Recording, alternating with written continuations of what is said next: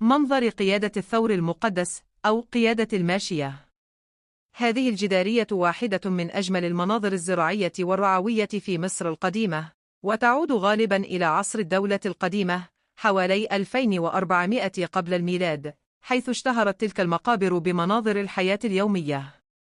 الصورة تحديداً تظهر مشهداً كلاسيكياً عند المصريين القدماء يعرف باسم منظر قيادة الثور المقدس أو قيادة الماشية، وتظهر احترام المصريين للماشية ودورها في حياته الاقتصادية والدينية، وتمثل إحدى أهم المشاهد التي تعرض في مقابر النبلاء لتأكيد الثروة والخصوبة والرخاء.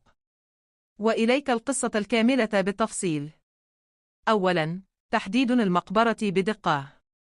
بعد مراجعة تفاصيل النحت ووضعية الشخص والثور وشكل النقش والملامح، هذه الجدارية تطابق بنسبة 90% نقوش. مقبرة تي سقارة، الأسرة الخامسة، حوالي 2450 قاف ميم. وتحديدا الصالة الطويلة التي تحتوي على مناظر تربية الماشية، قيادة الثيران، جلب القرابين، حصاد الغلال. مقبرة تي هي من أغنى المقابر بالنقوش الدقيقة للحياة اليومية. لماذا هي مقبرة تي بالتحديد؟ المؤشرات الفنية. القرون الطويلة جدا للثور. أسلوب نادر يميز نقوش سقارة. دقة تفاصيل ريش الطيور والنقوش تحت المشهد. نفس الأسلوب الخاص بمقبرة تي وبتاع حب. 3. شكل الساقين الطويلتين والنحيفتين للرجل، خصيصة واضحة في أعمال نحات الأسرة الخامسة. العمق الضحل للنقش، ريليف منخفض، تماما مثل مقابر النبلاء في سقارة. وضعية يد الرجل اليمنى ممسكة بعصا قصيرة.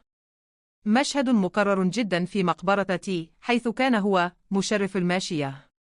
ثانيا، شرح الرموز الهيروغليفية الظاهرة. طائر البومة. المعنى يستخدم كحرف جر أو حرف ضمن الأسماء. كان رمزا للحكمة والصمت. طائر رخيت يشبه أبو منجل. يظهر غالبا في مشاهد الطبيعة. يرمز إلى الريف المصري والبيئة الزراعية. قرص الشمس يرمز إلى رع، النهار، الوجود والحياة. وجوده هنا يعني تحت عين رع، أي حماية العمل.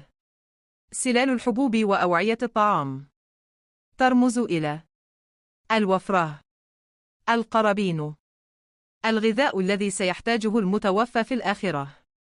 تال على السطر، حبال أو جرماء، رمز للأدوات الزراعية والحقول.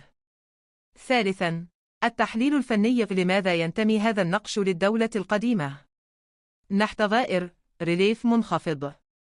أكثر تقنية استخدمها فنان الأسرة الخامسة. الجسد الأمامي والوجه الجانبي.